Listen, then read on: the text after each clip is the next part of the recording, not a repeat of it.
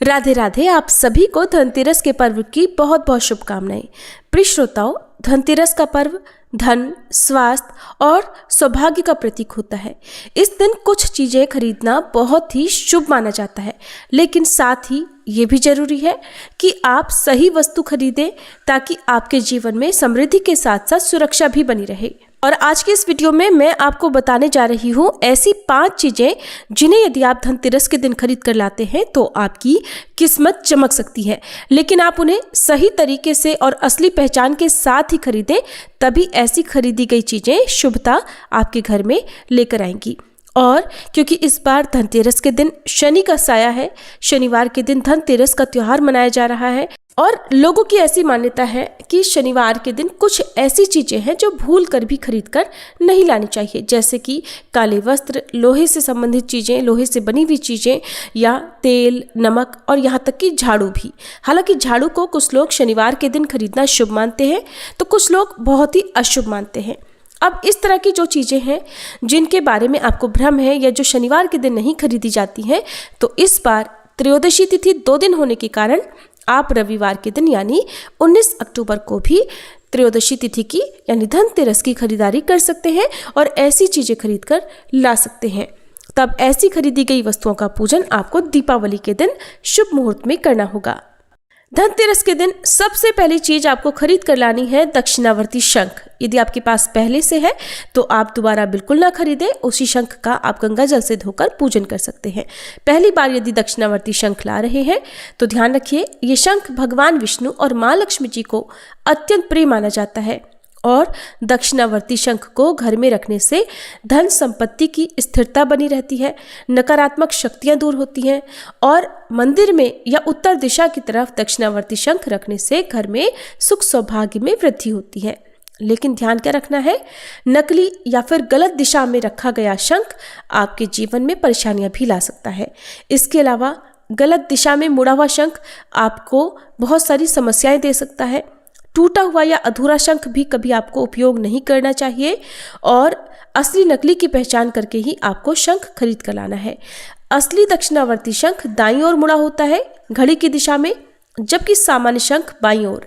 और असली शंख का जो रंग होता है वो हल्का सफेद होता है और बनावट चिकनी होती है। अगर शंख में दरारें हो, चिप्पे हो, धब्बे हो तो वह शंख शुभ नहीं माना जाता है। दूसरी वस्तु है दिए। मिट्टी के दिए इस दिन आप घर पर खरीद कर लाएं। मिट्टी के अलावा तांबे या पीतल के दिए भी आप खरीद सकते हैं और मिट्टी के दिए खरीदते समय ध्यान रखें कि वो टूटे हुए ना हो और उनकी सतह भी समान हो, हिले डुले ना या लुढ़के ना। जिस समय आप उन्हें जलाएं तो टूटे हुए और खंडित दिए आपको पूजा में नहीं रखने हैं। धनतेरस के दिन आप कुछ खरीदें या ना खरीदें, शनिवार का दिन हो या कोई भी दिन हो, मिट्टी के दिए आप कभी भी खरीद सकते हैं। इसलिए इस धनतेरस पर आप मिट्टी के दिए खरीदें और हो सके तो किसी निर्धन परिवार को दिए और दिए जलाने की जो भी सामग्री है जैसे तेल और रुई की बातियां, वो उन्हें आप भेंट स्वरूप या दान स्वरूप भी दे सकते हैं। तीसरी सामग्री है सोने चांदी के सिक्के। अक्सर सामर्थ्यवान लोग सोना चांदी धनतेरस के दिन खरीद कर लाते हैं, सोने चांदी के सिक्के खरीद कर लाते हैं और ये सिक्के माँ लक्ष्मी जी के आशीर्वाद का भी प्रतीक होते हैं। इन्हें घर में या तिजोरी में रखना बहुत शुभ माना जाता है और निवेश के रूप में आप इन सिक्कों को खरीद कर ला सकते हैं। पूजा में रखे जाने वाले जो सिक्के होते हैं वो धन वृद्धि करते हैं, लेकिन ध्यान रखिएगा, नकली सिक्के जो होते हैं, अगर आपको जानकारी नहीं है तो नकली सिक्के अगर आप गलती से खरीद कर ला गए हैं तो वो जल्दी काले पड़ जाते हैं और कम शुद्धता वाला सोना या चांदी या नकली सिक्के आपको फायदे की जगह नुकसान भी दे सकते हैं। तो असली नकली की पहचान करके हॉलमार्क वाले जो सिक्के होते हैं वही आप खरीद कर लाएं और जो असली सिक्के होते हैं वो भारी महसूस होते हैं और उनका रंग प्राकृतिक धातु जैसा होता है। तो किसी विश्वसनीय ज्वेलर से ही आप सिक्के खरीदें और साथ में रसीद लेना बिल्कुल ना भूलें। अगली सामग्री है श्री लक्ष्मी गणेश जी की प्रतिमा। मिट्टी की प्रतिमा इस दिन घर पर लाना बहुत शुभ माना जाता है। प्रतिमाएं लेते समय इस बात का ध्यान रखें कि प्लास्टिक वाली प्रतिमाएं या जो प्लास्टर वाली प्रतिमाएं होती हैं वो आपको नहीं लेनी है। टूटी हुई, झुकी हुई या डरावने चेहरे वाली प्रतिमा भी कभी आपको घर में नहीं रखनी चाहिए। जो प्रतिमाएं होती हैं, मूर्ति होती है ना, उनके चेहरे पर शांति, मुस्कुराहट और संतुलन होना चाहिए। नैनक्स जो होते हैं प्रतिमाओं के, वो सही से बने होने चाहिए। और अगर आप सोने चांदी की प्रतिमाएं खरीद रहे हैं तो शुद्ध धातु की ही हो, चाहे वो चांदी हो या फिर सोना हो। और प्रतिमाएं जिसमें माँ लक्ष्मी जी की प्रतिमा हो, वो कमल के पुष्प पर बैठी हुई प्रतिमा हो, माँ लक्ष्मी जी मुस्कुरा रही हो, एक हाथ से माँ भक्तों को आशीर्वाद और दूसरे हाथ से भक्तों के ऊपर धन की वर्षा कर रही हो, ऐसी प्रतिमा लेकर आए। खड़ी हुई अवस्था में जो माँ लक्ष्मी जी की प्रतिमा होती है वो आप ना खरीदें।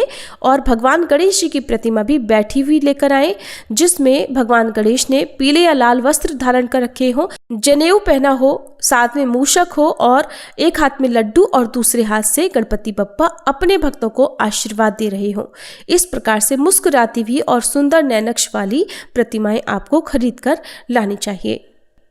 प्रतिमाएं जब भी आप खरीद कर लाते हैं तो हमेशा साफ कपड़े में, चाहे लाल हो या पीला हो, उसमें ही लपेट कर घर लाएं। और साथ में कोई भी मीठी वस्तु, चाहे वो बताशे हो, मिश्री हो, शक्कर हो या खिलौने हो या मिठाई हो, वो भी आप लेकर आएं। अगली सामग्री है साबुत तिल या साबुत अनाज। धनतेरस के दिन हम 7 तरह के अनाज धन्वंतरी भगवान को, माँ लक्ष्मी जी को अर्पित करते हैं। तो आप ये ध्यान रखें कि जो सही अच्छी क्वालिटी वाले अनाज होते हैं वही खरीद कर लाएं। पुराने कीड़े लगे हुए, घुन लगे हुए अनाज अगर आप पूजा में रखते हैं तो उसका कोई भी फल आपको नहीं मिलता, बल्कि आपको उसका दुष्प्रभाव भी देखने को मिल सकता है। इसलिए हमेशा अच्छी क्वालिटी की चीजें ही पूजा में रखनी चाहिए। धनतेरस के दिन बहुत से लोग झाड़ू खरीद कर लाते हैं, तो झाड़ू खरीदते समय ध्यान रखें झाड़ू की सीकें बिखरी हुई ना हो, टूटी हुई ना हो। पुरानी इस्तेमाल की गई झाड़ू, चाहे वो एक बार ही इस्तेमाल की गई क्यों ना हो, वो झाड़ू खरीदकर कभी घर ना लाएं। और इस दिन प्लास्टिक से बनी हुई झाड़ू या प्लास्टिक के ब्रश भी आपको धनतेरस के दिन लाने से बचना चाहिए। आप फूल झाड़ू, सीकों वाली झाड़ू खरीद कर लाएं और उसी का पूजन धनतेरस के दिन करें। शनिवार के दिन ना खरीदना चाहे तो रविवार के दिन खरीद कर आप फिर दीपावली के दिन उसका पूजन करें। और अगर हो सके तो झाड़ू का गुप्त दान भी आप कर सकते हैं। भगवान गणेश और लक्ष्मी माता की मूर्तियां खरीदते समय इस बात का ध्यान रखें वो इको फ्रेंडली हो तो ज़्यादा अच्छा है, क्योंकि हम पुराने लक्ष्मी गणेश जी की जो प्रतिमाएं होती हैं उनका विसर्जन भी दीपावली के बाद कर देते हैं। नए लक्ष्मी गणेश जी का पूजन करके फिर उन्हें अपने घर के मंदिर में स्थापित करते हैं। तो ऐसे में जब आप विसर्जन उनको घर से बाहर कर रहे होते हैं तो पानी में विसर्जन करने के कारण नदी तालाब दूषित हो सकते हैं। तो ऐसी प्रतिमाएं घर पर खरीद कर लाएं जिन्हें आप घर में ही किसी साफ बर्तन में विसर्जित कर सकें और जो आसानी से पानी में घुल सकें, और बाद में उस पानी को आप अपने घर के पौधों में, क्यारियों में डाल सकते हैं। तो जहां तक हो सके आप मूर्तियां खरीदते समय ऐसी जगह से मूर्तियां खरीदें जो इको फ्रेंडली हो और जिनसे वातावरण को किसी भी प्रकार का कोई भी नुकसान ना होता हो। इनके अलावा आप जो भी सामग्री खरीदना चाहें, वो जैसे रत्न या वाहन आदि, वो आप अपनी राशि के अनुसार, अपनी कुंडली के अनुसार किसी अच्छे ज्योतिषी, किसी अच्छे पंडित जी की सलाह के बाद ही खरीदें। ये धनतेरस का पर्व आप सभी के जीवन में ढेरों शुभता लेकर आए। माँ लक्ष्मी जी का आगमन आपके घर में हो और आपके सभी प्रकार के अभाव दूर हो। इसी कामना के साथ मिलते हैं आपको अगली वीडियो में।